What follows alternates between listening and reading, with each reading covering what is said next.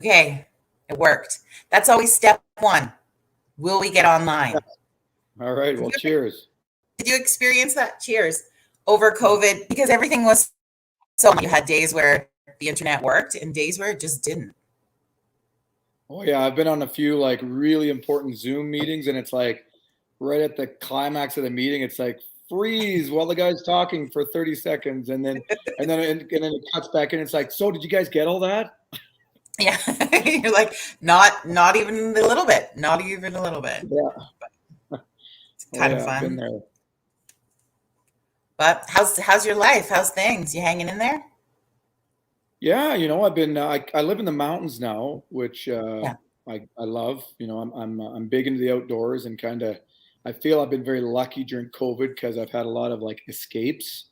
I can literally Yeah. go out my front or back door and like go on a hike or go fishing or camping or hunting. It's kind of what I like to do. So I feel like I could just feel. I've had a few friends that live in like big cities and condos, and I can just imagine how tough this last year has been on them. So I feel very grateful for where I'm at.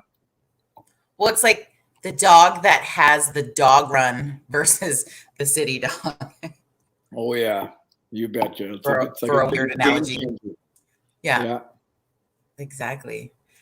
Well, that's lovely. It's good to be. I think people have tried to get outside more. I feel blessed in the stories you hear from other countries, like being in Canada, that we could still go outside and have. But I'd heard in other countries, like in the UK, where they had limited outside time, even. Like I couldn't imagine having that kind of restriction. Ugh. Well, especially like growing up in Canada, I think we kind of take for granted the fact that we have all this space. Like I think we have, Yeah, so much space.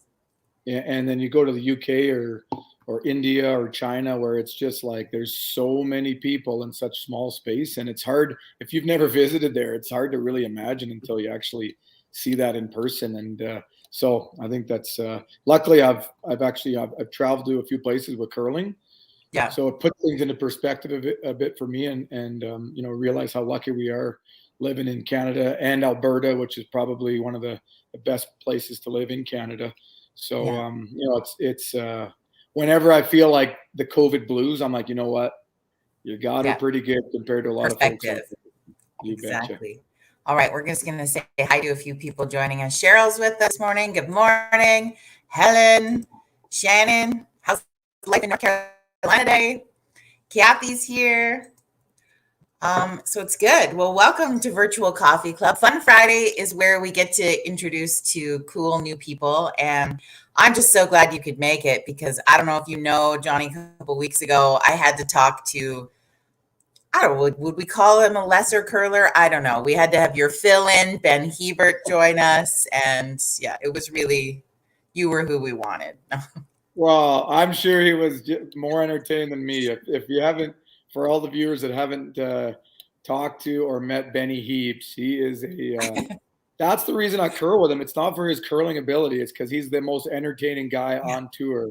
And when you're Yeah. on the road with a team for that long, you need to have one guy that's just like the entertainer on the team. And Benny, with his stories, man, he could tell stories for days. So, Yeah. he's one of my No, good he was buddies. actually, I had never met him before or talked to him, whereas you and I have known each other for a few years now. But so he was great. And I do it all in good fun, but it was pretty funny. But I threw that out to him at the beginning, and I don't think he was expecting that. So it was kind of a fun little Oh yeah, he likes getting moment. chirped. He might Yeah. not tell you, but he likes getting chirped, and he likes chirping. So, I'm sure Well, we had him on a WTF Wednesday for a reason, and we'll be circling the wagons back on that one later. But we appreciate you coming to hang out with us anytime, today and Joe. have some fun. And because we have the opportunity, what I love about having a platform that is global is we get an opportunity to connect with people all over the world. So if somebody isn't familiar with our friend that we have on today, John is a professional curler, a two-time gold medalist in the Olympics, in fact. And gosh, you've been to the Briar, like, I don't know, every time? That's what it looked like from the list. You've been to all the Briars, except you're not that old. Yeah. Yeah. Right on. Well, thanks for having me on, Jody. I've heard some great things about the show, and I enjoy a nice cup of Joe. Yeah. So I'm excited to kind of be here and shoot the breeze with you guys, and maybe meet some of the listeners and some of our friends that are on the show Yeah. too. So looking forward to it. Well, I mean, we were talking before about how Ben's the entertaining one in curling, but I mean, weren't you the guy? I feel like you were the guy that was dubbed the bad boy of curling. Like, did you have like this Is that still on my pre-kids Wikipedia saucy page? side, or what was that? That was like a previous life back when I was like a young bachelor. I think I was about 20 years old. I Yeah. broke a few brooms over my knee, and all of a sudden, all hell breaks loose, I guess. But no, I used to have a bit more of a temper when I played, and I just was pretty intense. I just always, when I didn't make shots, I kind of got upset at myself, and as a young athlete, I was pretty fiery, and I guess that's what gave me the nickname. But you know what? You know what changes that? Mm. Having a couple kids and a little bit of time and experience in the game, and I think it's been a few years since I've broken my last broom, so I guess that's I'm trending in the right direction. Yeah. I think it also comes, I mean, maybe not for everybody, but a lot of people that comes with life experience and age too. And you learn to just kind of, as we'd say, CTFD. Yeah. Yeah. Hey, on Wednesday we could say that, but on Friday at CTFD, I get you. Yeah. No, you can say it however you want. It's good. But, and Yeah. your kids are like, you've got littles, right? Like they're under 5, aren't they? Both of them? Yeah, I got a 3-year-old boy, Yeah. Jack, and a 1.5-year-old girl, Zoe. So life is busy. Luckily, they're both in daycare, so that gives me still some time to train. Yeah. But no, life's busy. We got a great young family out here in the mountains that we just kind of are loving life. But it definitely is busy, and it's given me a new perspective of being a dad and kind of juggling work and curling and being a dad. So I got a great wife that's helping me out and been very supportive. And yeah, so it's been a good change in my life. Yeah, that's awesome. Well, how did you first get into curling? Is it because we're just Canadian and it happens? But I mean, not all of us go to the level you have gone. How did that start for you? I first started. My dad, we played a lot of sports growing up as kids. I have 2 older sisters, and we were, playing every sport under the sun. Just what my dad wanted to kind of introduce us to was, team sports, and he was a curler. So one winter, I think when I was 5 or 6, he brought me down to the curling rink, and he put me on a curling stone and like threw me down the ice on a rock. And ever since then, I kind of caught the bug. And what really got me hooked on it was, you kind of start playing when you're younger, and then I think when I was about 10 years old, we would go out of town for these curling bonspiel, these junior curling bonspiels. And when I was 10, we won first prize in this small town curling junior bonspiel, and first prize was a Nintendo Game Boy. And Whoa. our family didn't have a lot of money growing up, so I'd never really had a Nintendo. But then I won this Game Boy, and I was like, "Oh my God, you can win this in curling!" So I got to do more of this. Nintendo, that got me hooked, Jody. I was hooked Yeah. since then, and Prizes. also like prizes. You betcha, that's the key to a kid's heart, right? Yeah. It was like Christmas at the curling ring. So that got me hooked, and kind of been playing ever since then. Well, and that could have really took a turn riding a rock. Like you could have become a bobsledder or something instead with that kind of rush. Yeah. Yeah, or some luge, or well, the other thing too is I grew up in Ontario, in Ottawa, Yeah. so I didn't really realize that like bobsled or luge was even a thing or possible till I moved out to Calgary in the early 2000s. And then where I started training, I was like next to, Pierre Luters at the time, and now and then Jesse Lumsden and Justin Cripps. And so these guys, then like Bob said, those sports kind of got on the radar for me. And I realized I was training in like the mecca of Olympic training in Canada was Calgary, which was pretty cool and very motivating at the time. And I think it helped give me a push to get to those Olympics. To level up a little bit. Now, speaking of your dad, he invented some big curling something, didn't he? Like, pardon my ignorance, because I've curled, as I said to Ben, I've curled once. I'm ashamed to Canadians, but he invented a stabilizer or something. What is that? Yeah, it's kind of like a curling delivery aid. So when you're coming out of the hack and your delivery, this Yeah. stabilizer helps keep you more stable. So it's pretty much around all the clubs in Canada and a lot of over the world. And I remember when he was inventing this, because we were in our, I would be in the basement, like we had a pool table, and like, so I'd be down there like watching sports, and my dad's in this back room, and we have like type, the rough draft, type A, type B, and I'd go in there, I'd be like, what the heck is dad up to this time? And then lo and behold, a couple of years later, we're shipping this thing worldwide. And so it was kind of cool to see how it developed. At the time, I think I was 10 or 15 years old, so I didn't really know what was going on. But yeah, it was pretty cool, and it's still going strong to this day. So kudos to him. Well, stabilizer sounds like something I would need if I was going to continue in the sport, because you guys make it look easy. I don't even know how to walk on the ice without falling down. Yeah, a lot of people, when they see it on TV, they think it's a little bit easier when they try it in person. Funny story was at the 2010 Olympics. We met all the athletes, and we met Sidney Crosby, and he was playing. He played with the Pens, right? So he said we were shooting the shit with him up. We were playing like ping pong with him and like Marc-Andre Fleury and up in the athletes lounge, and he's like, he told us this story about a month ago. Him and the Penguins went curling. And he's like, man, he goes, I saw that on TV. I'm like, I thought this was the easiest sport ever. And then he goes, I tried it. And he goes, for the next week, I had muscles that were sore that I didn't even know I had from getting in that curling delivery and sweeping. And so we had a good chat about that. And he's like, man, I got respect for you guys, because I didn't realize it's such a hard sport. So that was a cool conversation. And we had a great time with Sid and the boys there at that Olympics. Yeah, well, when Ben was on the show, we talked during the week that the Olympics were on over in Tokyo, and we were kind of having some fun at some of the Olympic events that are current in the summer side that seem like they're not Olympic events, like skateboarding or surfing, and then we kind of laughed about speed walking being one, but knowing like everything that everybody's doing on that level is extremely athletic and difficult, but we kind of had a giggle about speed walking, and then I was like, I bet you it's harder than we think it is. Like, oh yeah, I think that's something. We have a chuckle at the fire hall. We see a few of those sports that they look a little bit funny. I'm sure people poke fun at curling too, so I can't. Yeah. Well, to imagine not having ever seen it before, what it looked, you'd be like, why are these people doing this? They're like, throwing things and sweeping, like it's weird. Well, when I met my wife, she didn't even know what curling was. She had to Google what curling was, so it was quite funny that I don't even think she watches curling now. So it's funny. She's from Poland though, so they never really had curling growing up in Poland. No, and you met her in a cooking class, I understand. Yeah, we went to chef school together. I was, I think it was 2016. I had an injury, and I had about 6 months. I was on the shelf for 6 months, and I love to cook, and I wanted to kind of get a bit more formal training. And I'd never been to this city called New York. You ever heard of it? Oh, I think so. I watched a show about it once. Oh, yeah. So I was like, I've never been to New York. I wanted to really learn how to cook a bit. And there was a 6-month course. It kind of was like, perfect. I can go and do this and be ready for next season and kind of do my rehab and training over there too. Yeah. And it was one of my favorite summers I've ever had.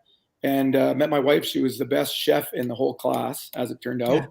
Yeah. And the rest is history. She ended up coming up to Canada, within the next year later. And now we got 2 young kids, and we're, living the dream in the mountains here.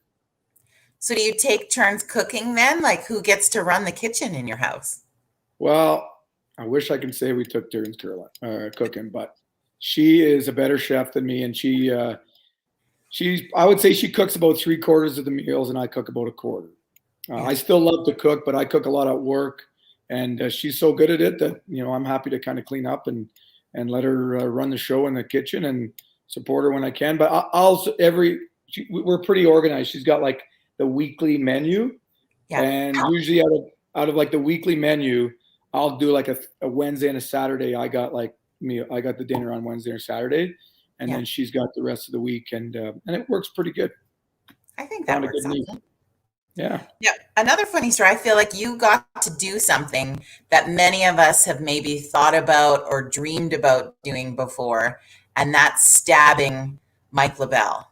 Can you walk us through that joyful moment? Oh goodness. I thought this would never come up again in my life. I'd like suppress it in Once, my just memory. once more. Yeah. Okay, well, I'm sure he reminded you to bring this up. So, but Mike's a good friend of mine. He's a good country fella from he's done all the real. I'm sure everyone knows Mike LaBelle on the show, right? He's been on Coffee Club quite a few times. Yeah. Okay. He's the actual fill-in guy when no one can show up. I'm like, Mike, I need someone to come and talk to me for a moment. So people are pretty familiar with Mike. Okay, And good. I've So known everyone the knows Mike. story for a long time. So I said to Mike, I'm going to bring it up today. And he's like, oh, I don't know if you should. And I was like, Oh oh, I'm no, bringing it up. Yeah. it's all good. I'll give everyone the goods on this scoop. So Yeah.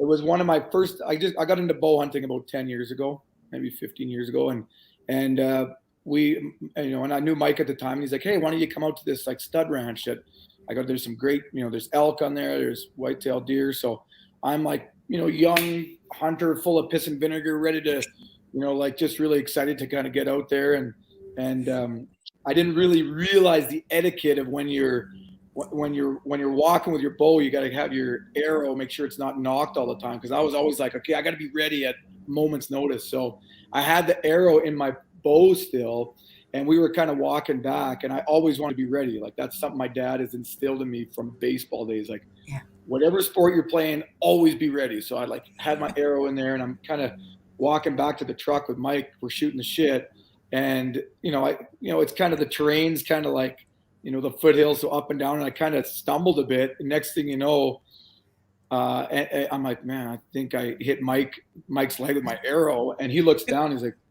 and it didn't even. It was more of a shock. I don't even think it hurt him, but it was like my arrow was sticking out of his leg. I'm like, oh my god, what a disaster! So luckily, it wasn't like into an artery or like digging him too deep, but there was about an inch in his leg. And if you've ever seen an arrow, like it's made to not come back out. Like Back out. Yeah. Yeah. So I'm like, man, so I tried, I've got pretty good first aid training from firefighting. So I'm like, I tried to manipulate it and maneuver it out, and it wasn't coming out. I'm like, okay, I'm not going to push this. So we were like, okay, well, we're going to Canmore. It was the closest place. We went to the hospital in Canmore, and they took this arrow out. And I'm very happy Mike was a good sport about it, because he could have slugged me. He could be like, you're such an asshole, I'm never taking you hunting again. But he was a good sport about it. I think I bought him a few beers after. And but that's the story. Mike, if you ever see Mike LaBelle, you got to ask him about his little scar he's got in his thigh. The big scar on his thigh. Yeah. Yeah.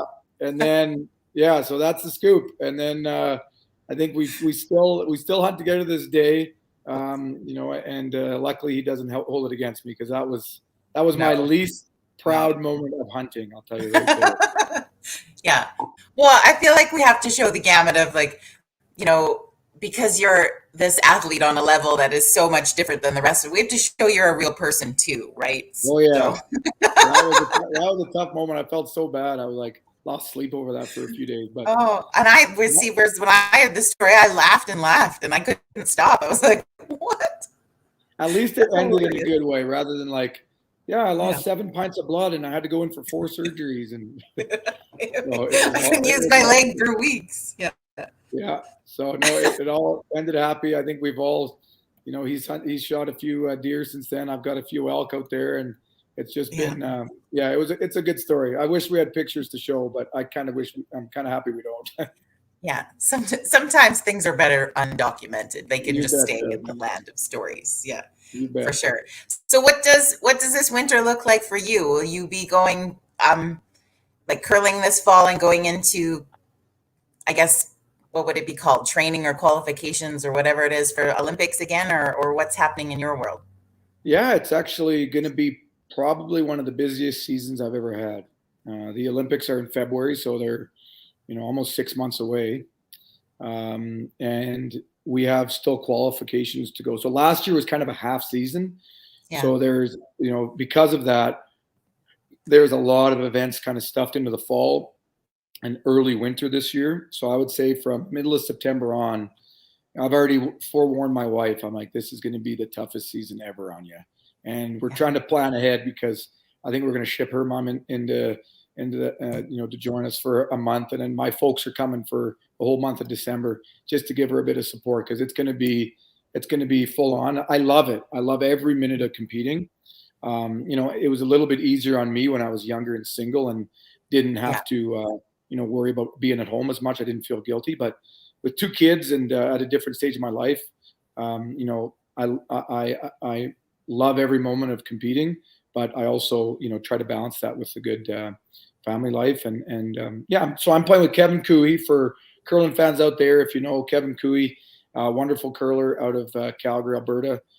He's had a great career, and we have a goal of getting to the next Olympics and winning gold. He was at the last one and kind of came up a little bit short.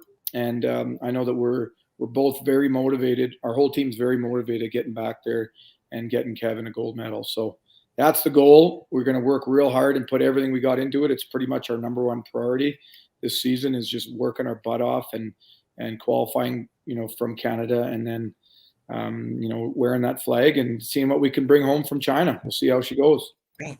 Well, and what does that look like for those of us who don't know what preparing for the Olympics looks like? What do you do for that? Are you just practicing? Are you training? Is it both? Like what is that? Well, it's year round. Like right now it's the summer. We don't have any ice. So what we're doing is we essentially, like, at least 5 days a week, we'll be putting, 2 to 3 hours a day into like dry land training. As I've gotten older, I don't like just hopping on a treadmill and training that way as much as, I like to train many different ways. So out here, I'll do like interval training on my mountain bike. I built actually, I'll show it to you, Jody. Show you my garage gym right there. So I got a little garage gym that I built during COVID. Yeah. So I got a nice, setup in there that I can work out at, and so that's going down for the most part all year. And then we get back on the ice in September, kind of mid-September, and we're throwing rocks in Calgary as a team, most days of the week. And then we just start getting into our events starting the end of September. This year we're going pretty much, most of our events are in Alberta, Saskatchewan, BC, and a couple in Ontario.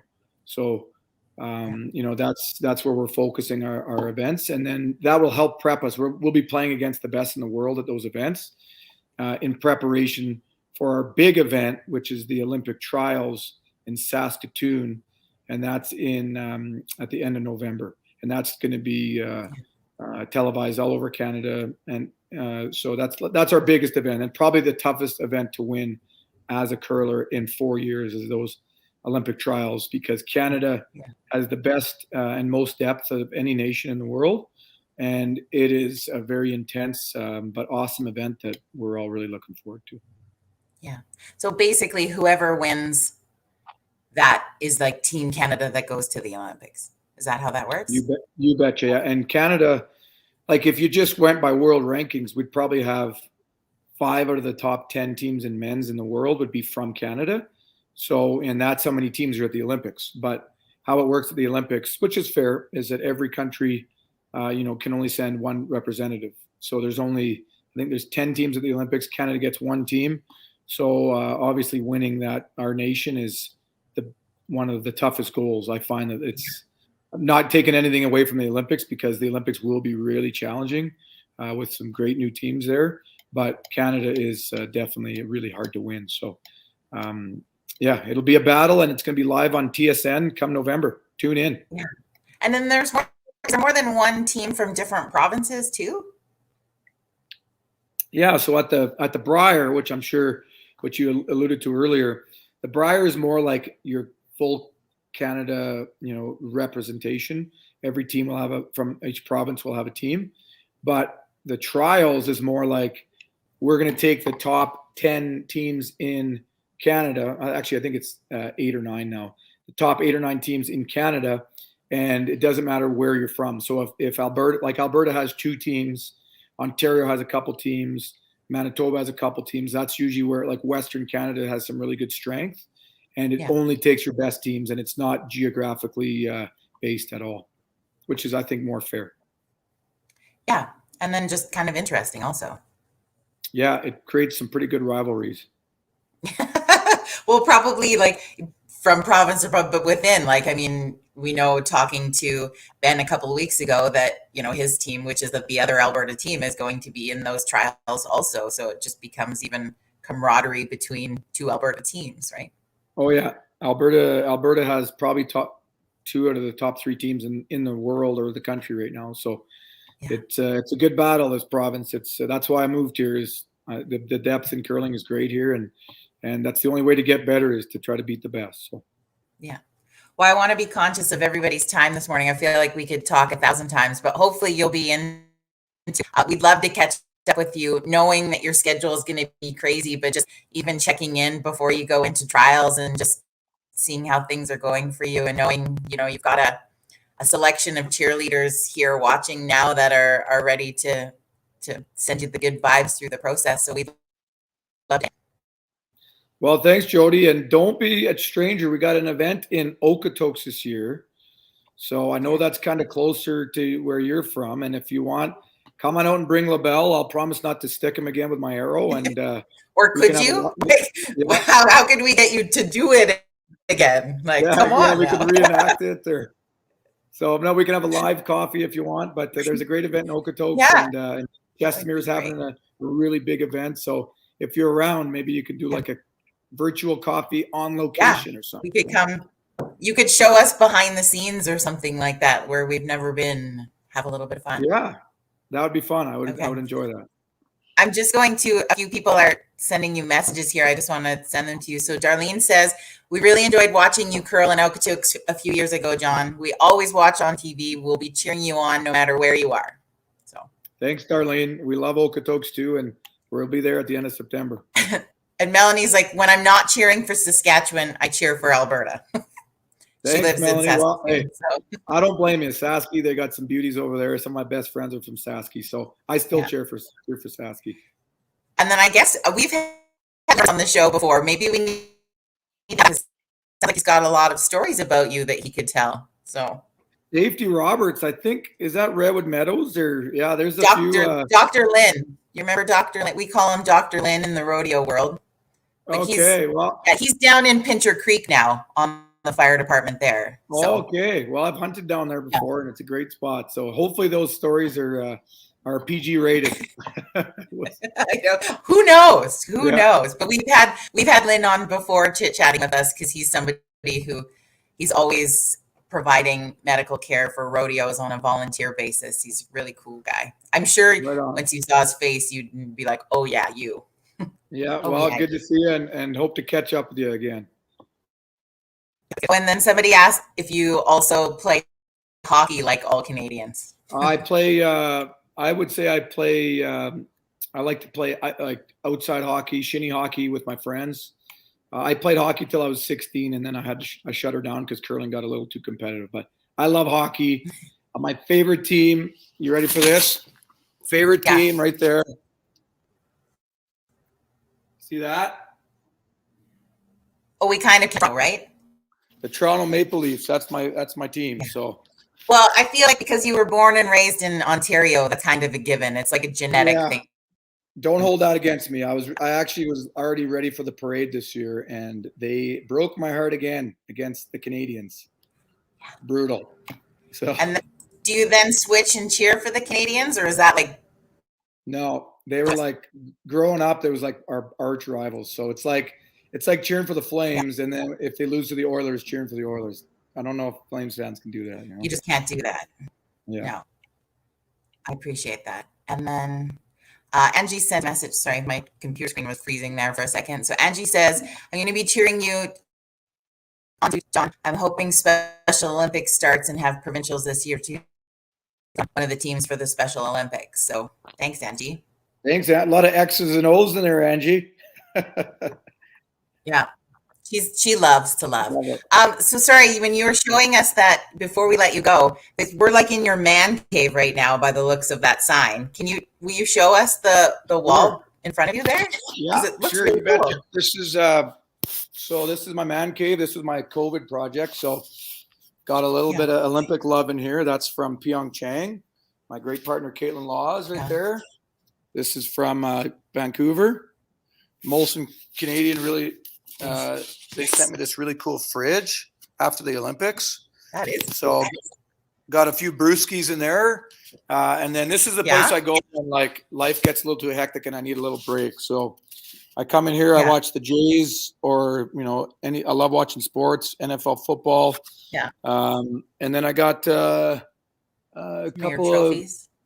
Well, yeah, they're just kind of, I got some nice moose and elk in the day. So it's kind of thought I'd throw them up here just to honor them. And those are whiskey barrels that was my COVID project. I had some whiskey barrels and then what else do I got? Love playing darts. So I got a dart board. So if I'm having a few friends over, we'll play some darts. Nice. Mike LaBelle gave me that cowboy hat up there. So I got that hanging up there still. So yeah. That's it. That's the good cave. Stuff behind the scenes in the man cave. That looks pretty awesome. Yeah. Yeah, it keeps me sane. Well, that's important. There's a lot of moving parts in your world, but we appreciate so much you taking time to connect with us this morning and have a coffee. I know you and I talked about this a while ago. It's been on the list to get you on for a bit and a half there. So anytime, it was nice that we could connect this morning. So thank you. Anytime. I love connecting with you. So I'm sure we'll do it again. Okay. We absolutely will. Cheers to you. Cheers everybody else. Yeah. Have a great weekend. And we'll see you back here for Coffee Chat on Monday morning. Have a good weekend, everybody. Take it easy, guys. Thanks for having me on.